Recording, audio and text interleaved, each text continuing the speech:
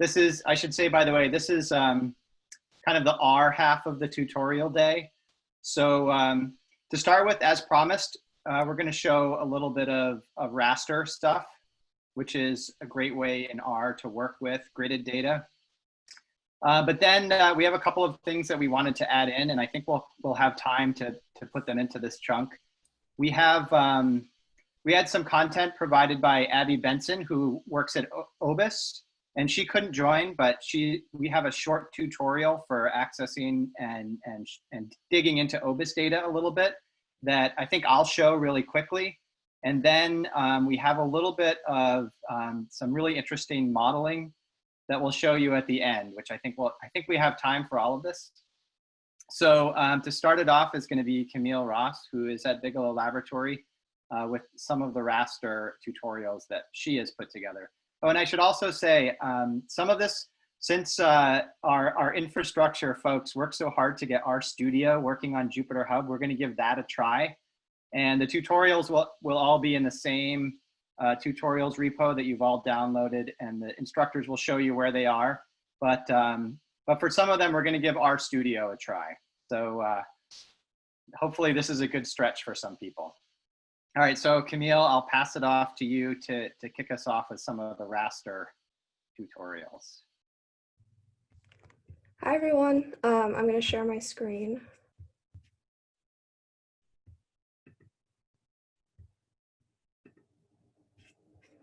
Okay, so I'm going to start by opening RStudio in the hub. Can everyone hear me okay? Okay. And then from here, I'm gonna go to Open File, and then go to the Oceanhackweek tutorials, and then into the R tutorials section. And I'm gonna start with this plotting raster tutorial. Ignore this plotting rasters, I accidentally made 2 files.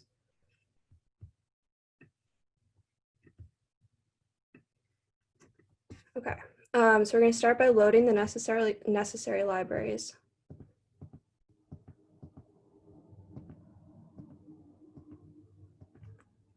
And I'm going to use some of Ben's data that he showed in the tutorial on Monday, I believe. So this is stuff that you can refer to in that tutorial. I'm just loading the database for SST at this point. And then I'm going to rename it, and then I'm just going to isolate the month of June as our raster for this demonstration. Okay, so I'm going to show you 3 different ways to plot rasters in R. So first I'm going to show you the base plot way, which you just use this plot function with your raster object as an argument. And that creates this plot here, which is a pretty generic plot, but there are different packages that you can use to make your plot more customized. So next I'm going to show you Ggplot. And Ggplot only takes a data frame, so that means that we're going to have to convert our raster to a data frame. This is pretty easy to do using the asDataFrame function, and then we're going to do xy equals true, which means that's going to preserve the spatial data. So we're going to end up with column X, which is longitude, column Y, which is latitude, and then June, which is just the SST data. And then we're going to use this geom_tile function here. I've made the SST data both the color and the fill, just so it fills a little bit better. And then I'm using the scale color viridis down here, which uses a colorblind friendly color palette. And then we can see that our plot is a little bit different than the base plot version. We have a nice color scale here. We have some labels. And then I'm going to show you a third way. So there's this package called Leaflet in R with which you can make interactive maps. So first I'm going to initialize the colorblind friendly color palette. And then I'm just going to call this leaflet function here. It's going to add some satellite data from the Esri world imagery. We're going to fit the boundaries to our raster object, and then we're just going to add our raster image with the color palette. And that's going to show up over here. So this is pretty cool. You can zoom in, you can zoom out. There are a lot of really neat things you can do with Leaflet. This is just a brief introduction. So that's it for the plotting rasters. It was pretty basic. Does anyone have any questions at this point?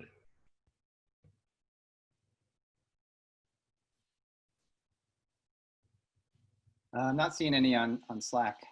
Okay, cool. All right, so I'm going to move on to extracting rasters, which is my next tutorial.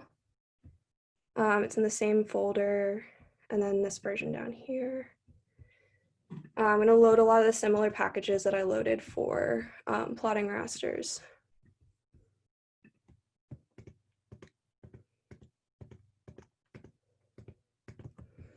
And this time I'm going to load two sources of data. So I'm going to first load this OBPG data again. This is going to be our satellite data. We're just going to use SST again, but I'm going to call it SAT this time for satellite. And then I'm going to load some buoy data using this read buoy function. So this is for the MO1 buoy. And then I'm going to also load the buoy locations in the form of latitude and longitude. And this one is here just because there are two buoy locations. And I'm just going to use the first one for this example.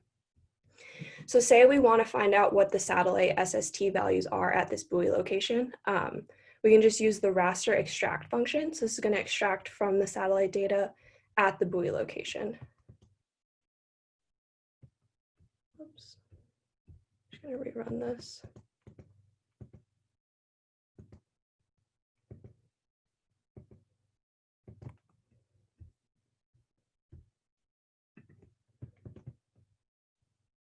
Yeah, the names just got a little bit messed up here. So you can see at the buoy location, we have the satellite temperature from June through December.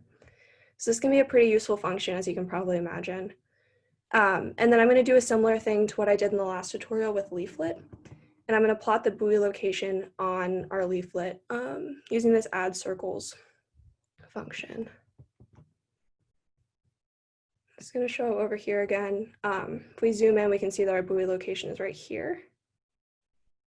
And again, like you can make this super fancy if you want to. I just left it pretty basic for now. And finally, we're going to plot a time series. So if we look at what our satellite data is right now, I'm just going to view this. So it's in this kind of weird format in comparison to our buoy data. So they're not really compatible. And our satellite data is on a monthly basis, whereas our buoy data has like different, like a bunch of different entries per month, which can also be a problem. So I'm going to start by reformatting the satellite data. So I'm going to use this function called gather, which turns data from what's called a wide format, which is what it's in currently, into a long format.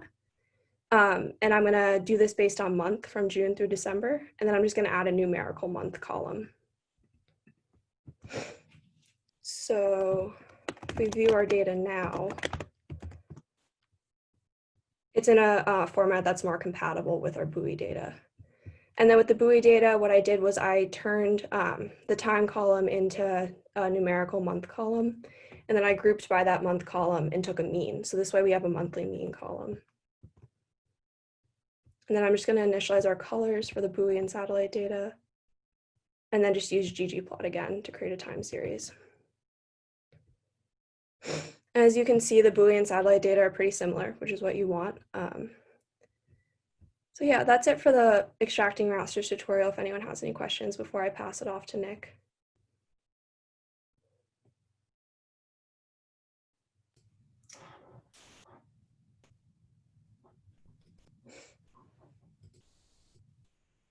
So the question that came up on Slack, I think kind of the perspective of people who haven't used RStudio before. The main question was, how are you running each line? Oh, sorry about that. So all that I'm doing is I just click on a line, and you can either hit this run button up here, like run selected lines, and it's going to come up in the console down here. Or otherwise, you can just do Command Enter if you're on a Mac, or Control Enter if you're on a different computer. And that'll do the exact same thing.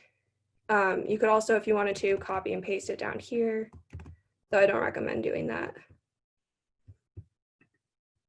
Are there any other questions? Yes. When you aggregate buoy data by month, you use the mean. Where is it specified in the code? So mean is specified in this summarize function. So I'm just doing mean of the temperature data.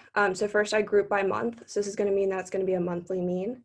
And then down here, when I call this mean function within summarize, it creates a data frame with just the mean Yeah, just the month and the mean.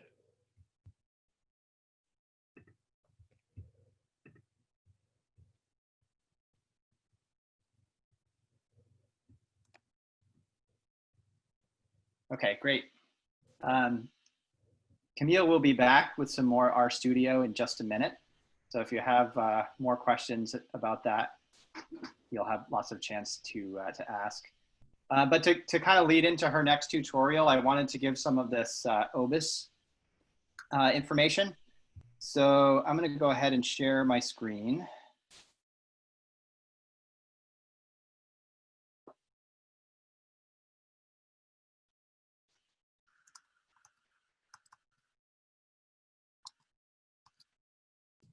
Nick, just before you get going, Emilio had a quick question, see if anyone else had any issues with running the RStudio script. Yeah, what was the question? Oh yeah, okay. So for Camille, I think. Oh, it looks like these questions are being quickly answered. Yeah. Okay. As we go.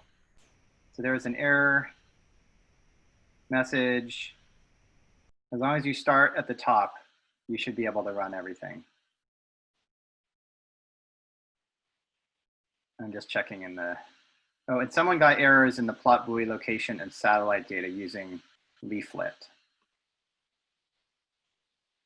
So maybe if you could put the error in to Slack, and maybe we can dig into that one over Slack.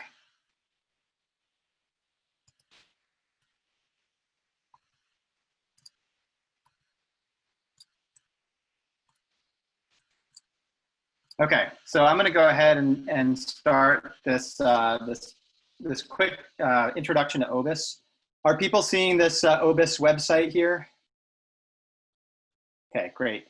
So so this was provided by Abby Benson, who is on our organizing committee, but she couldn't join for today. So I'm sort of standing in. I'm not an Obis expert, but I've played with the data a bit before, and I think it's a great resource that will be valuable for people to know about. Obis stands for Ocean Biodiversity Information System, and basically the idea is it's aggregating biodiversity data from all kinds of different programs. And in fact, if anyone has species data, that type of data that they'd like to contribute, they're always looking for more contributions to the database. I have some that I'm thinking of contributing soon. It's a crowd science jellyfish reporting program. So all kinds of things can go in. And there's even information like if there's effort data like survey or animal tracks or things like that. There are ways of incorporating all of this other information. If you're just to go to the website, you can search species through their mapper. I've just put in white sharks. And if you look, you can see it just pops up on the map here. If you're not seeing that, let me know. But you can kind of zoom in and see where white sharks have been cited. And this is probably an aggregate of some different data sets. And there are ways you can point and click through and find all of this. But actually what I'm going to show you is how to do it in a notebook. So I'll jump over to the notebook here, which I have open. So if you're, so I put this together before I knew that we'd have RStudio. So I dutifully put the R code into a Jupyter notebook. So you'll have to switch back now. But if you go into the Hack Week tutorials folder, go into that 08 R tutorials, and you'll see it here. It's this 08 Obis Access notebook. And I just adapted this from, the links are here, a manual on R Obis. Not everything translated over to the notebooks format, so I changed a few things for the plotting. But it's a pretty simple example that I'll show you. Because it's R, you have to load the R Obis library. So I'll just do that.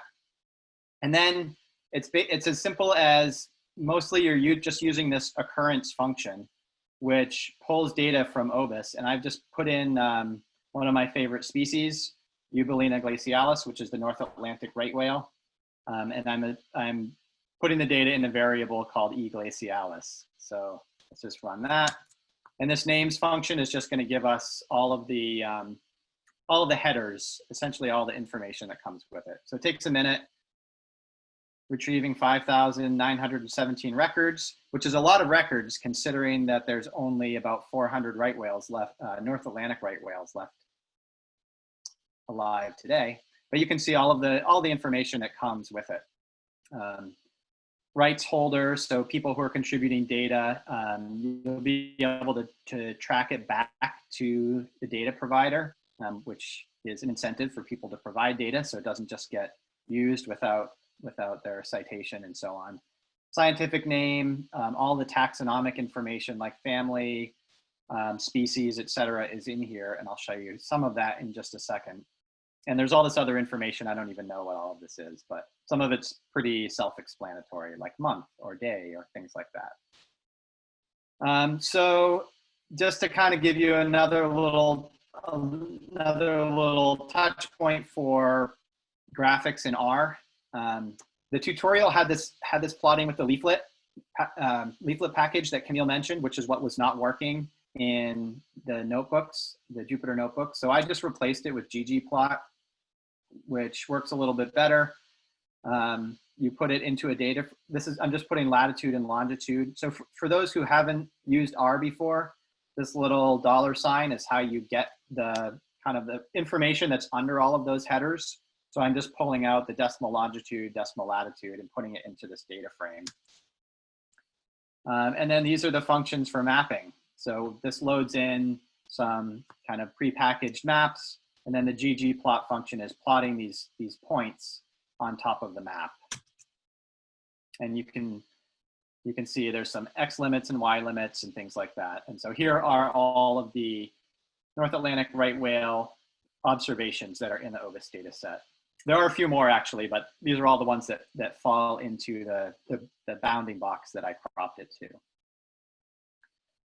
I have a couple notes here, so you can use this leaflet stuff if you're not in notebooks.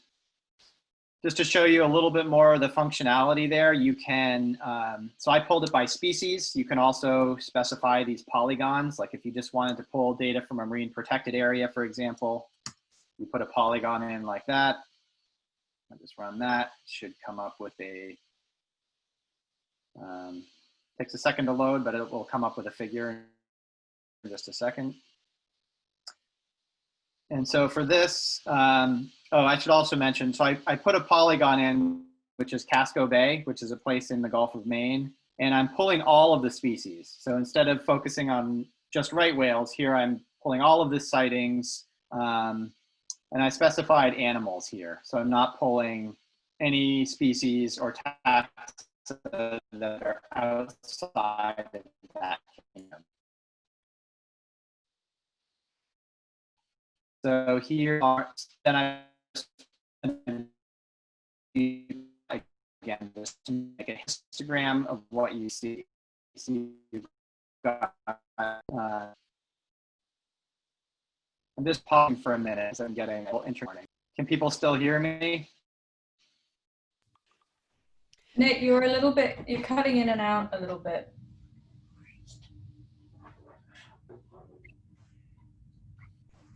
Oh, back me again now. Sorry about this.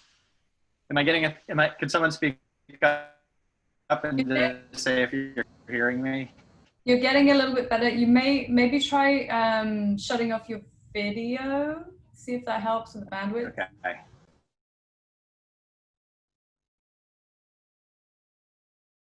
Yeah, okay. I'll have to briefly stop screen share.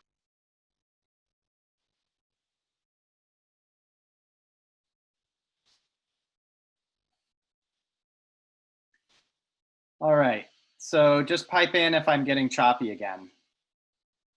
So here it's just done a histogram of what came out in that download. And I've just basically just given a couple of other examples of how you might further filter this data. So I put in some arguments that specify a year. You could specify a phylum. And here I've drilled in even further to elasmobranchs or sharks, basically. Sharks and skates, things like that. This is just for the plotting now at this point. You can see there, it's a little bit easier to view, but it's just kind of a histogram through time of the different taxonomic groups. You can filter by depth, and you can kind of see in here just some of the arguments that you would use to do that stuff. So I'll just run these last examples so you can see them as I wrap up.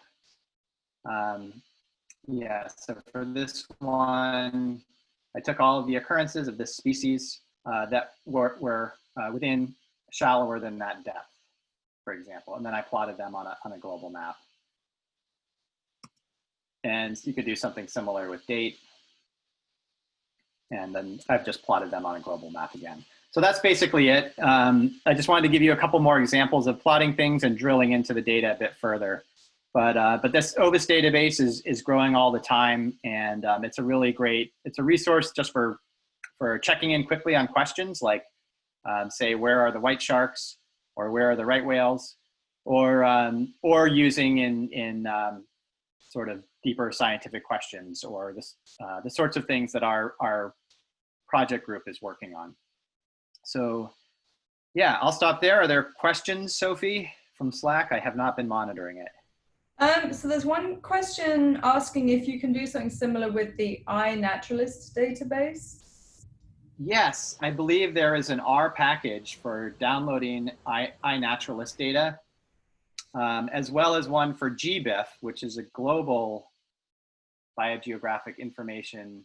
I forget what the F stands for, but they are similar to Obis. They're more terrestrial, but they do have marine species in them. And I think both of those have R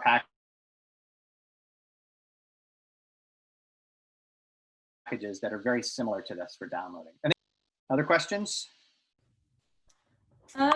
No, I think we're good. There was one other question about whether the data was downloaded, but that has been answered. So that's it. All right, great. So we have, what's the time check? We have another 15 minutes, right?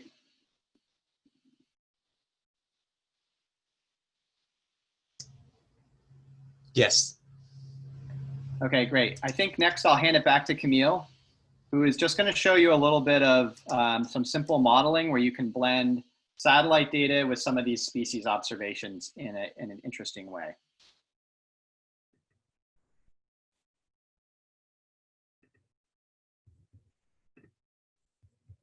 Okay, so I'm going to open another file in RStudio. This one is called, it's this species distribution modeling.r markdown.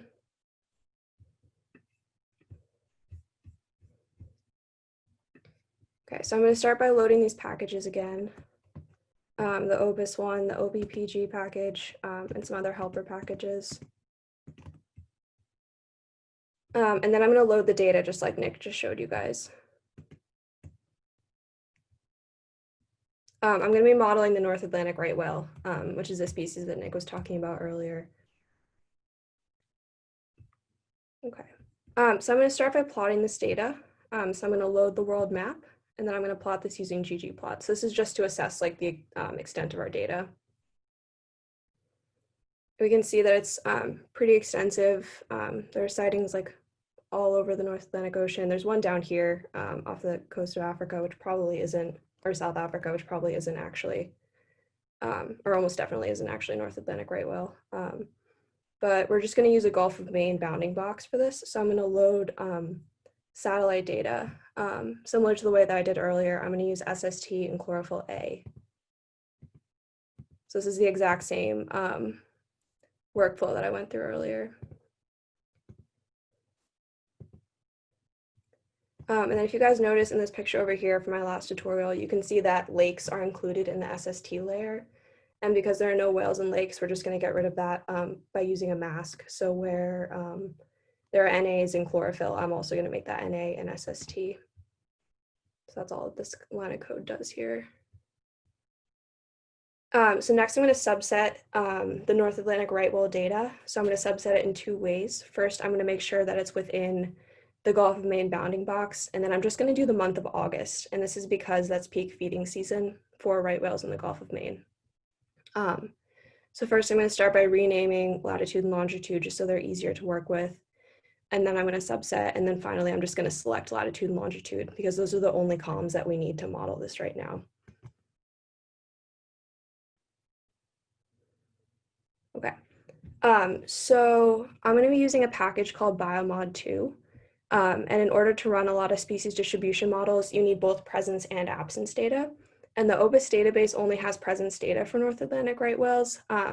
So this means that I'm going to need to create some background points. So these need to be random points that aren't within the NAs of the chlorophyll or SST layer, so meaning like not on land, and also that aren't overlapping with any of the presence points.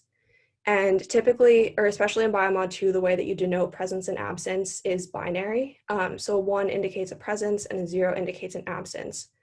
So I'm going to start by adding a 1 to every row in my North Atlantic right whale data set. I'm also going to add this code by pasting the latitude and longitude together. You guys will see what that does in a minute. So now I'm going to select my background locations. So what I'm going to do first is convert SST for the month of August into a data frame, preserving the spatial coordinates. I'm going to rename them just for consistency, and then I'm going to do a random sample of 500 points. So this means just 500 points dispersed without this raster file. And then I'm going to add the presence absence value of 0, since these are going to be our background points. And I'm going to add this same latitude and longitude code. And then what I do to make sure that the points aren't overlapping with the presence points is I'm going to filter my background points so that the code of the background point is not in the presence data set code. So that means that essentially like it's not overlapping. I'm also going to make sure that's not within an NA. And then I'm just going to select the relevant columns. And then finally, I'm going to combine these 2 data sets into one comprehensive data set. And then we're just going to plot these again to make sure that they still make sense. So this is pretty good. We see that there are no points on land, and the points really aren't overlapping with the presences. One issue is that there's this point up here on land, this presence point, so we're just going to get rid of that with this code here, which uses another dplyr filter. So this just says like, keep all the points where it's not a presence above 45.5 degrees, because there aren't any other ones except for that miscellaneous point. Okay, so now our data is ready to be used in Biomod 2.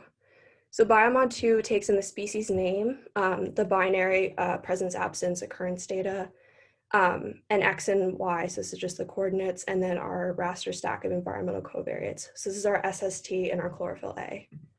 So I'm just going to isolate all of these into different variables.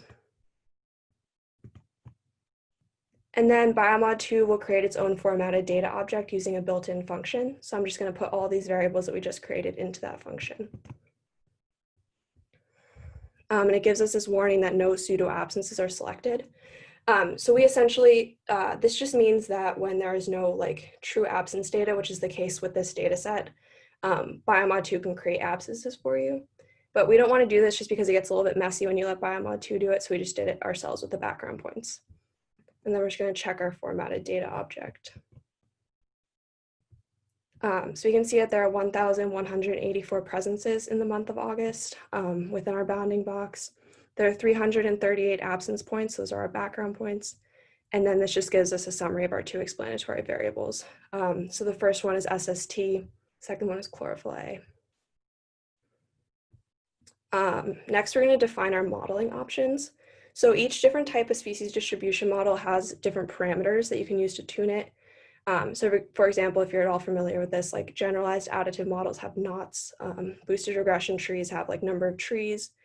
For the sake of this tutorial, I'm just going to leave this blank. So this is just going to be calling the biomod modeling options function. It's going to set all the parameters to the defaults. And if you want to look into the documentation, it'll tell you how to use that function better.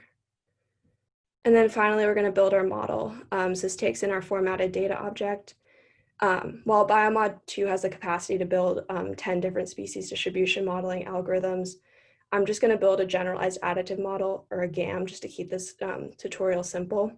So right here, I'm specifying what model I want. Here I specify the model options. And then here, this is the number of evaluation runs. So I'm doing 3. So this means that the model is going to run 3 different times with different random data splits of 70% training, 30% evaluation. And this is just going to kind of balance out like any randomness. And if you were going to go further with this, some people would create what's called an ensemble, which you would combine those 3 different model runs together, maybe like through an average, and that tends to create a better model. And then we have our evaluation metric, which is ROC, which I'm going to get into more later. This do full models. This would just run a presence only model in addition to your presence absence models, but we're just not going to do that. So I'm going to run this code here.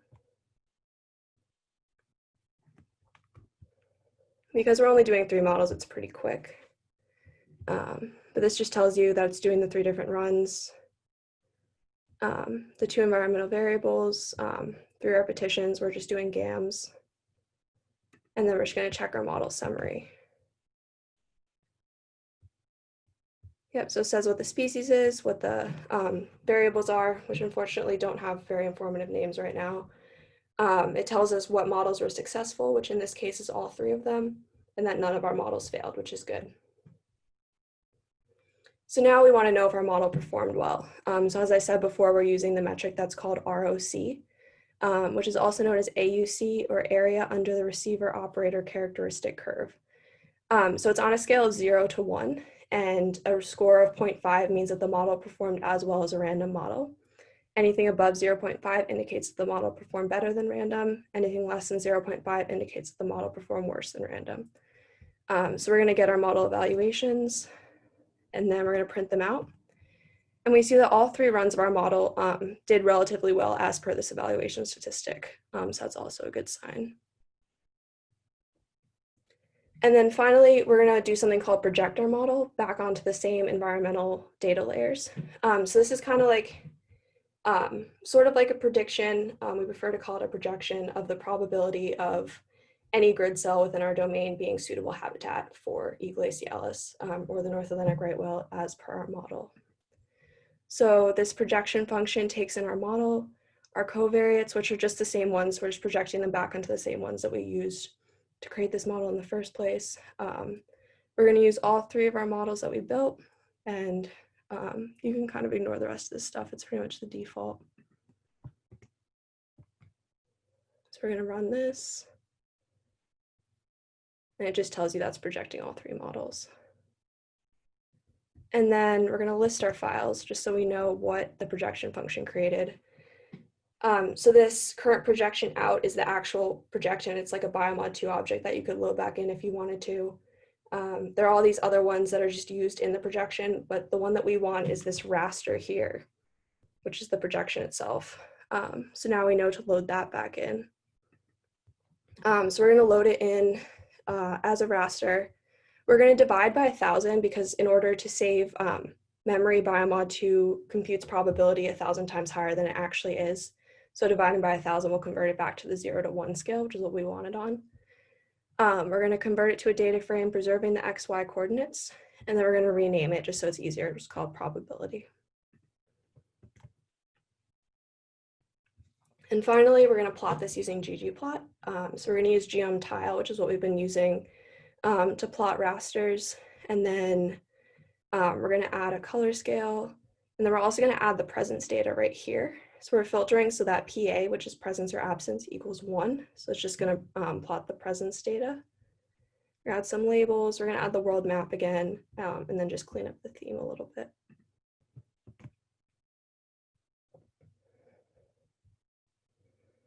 So these regions in yellow are regions that the model predicts have a high probability of being suitable habitat for the North Atlantic right whale. And as you can see, it lines up relatively well with our sightings data, which is what we want. And then the regions that are darker are regions with lower probability of habitat suitability. Are there any questions?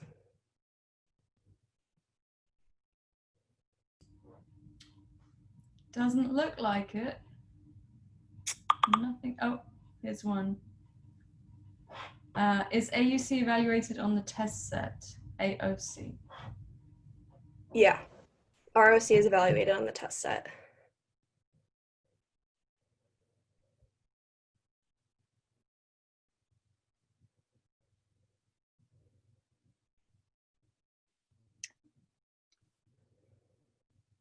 Great. Well, thank you, Camille. We do have a little bit more on working with rasters that Ben has put together. There's about 4 minutes left in this time chunk. Ben, do you want to show some of that really quickly, or maybe or should we just point to where it is and people can work through it if they're interested? Or how about opening it up to any questions, including something from Shell, assuming we could answer it. Yeah, we can open up for a little bit of questions too.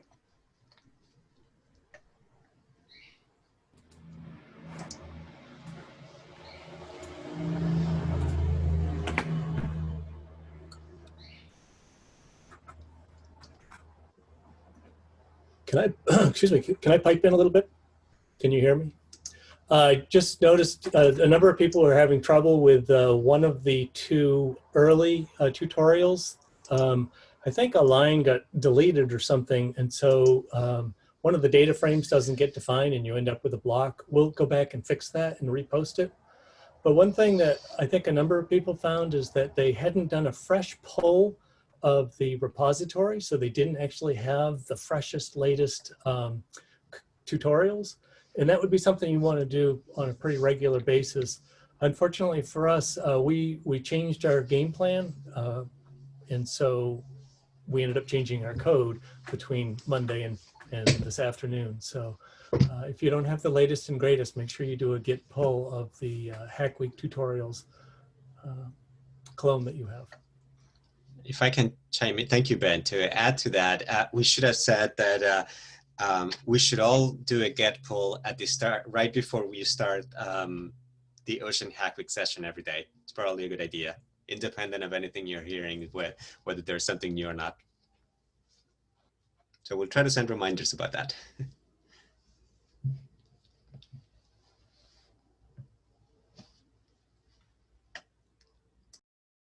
Well, if there's no other questions, I'll just point out that there are some more tutorials in that same folder that Ben has put together for kind of digging in deeper into raster data. If you're working with that kind of data in R, there's some more examples about sort of slicing and dicing and pulling time series out of blocks and things like that.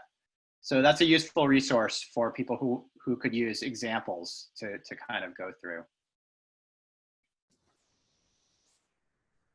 It's an interesting comparison of what Shell provided, which was using satellite data on the cloud, quickly getting it, versus this is the old model of you spend time getting the data, get it local so you can access it, and then you can do stuff with it, hopefully repeatedly. But it is two different models. I can't wait to go back and learn more about this cloud availability, because we use the mirror data set too.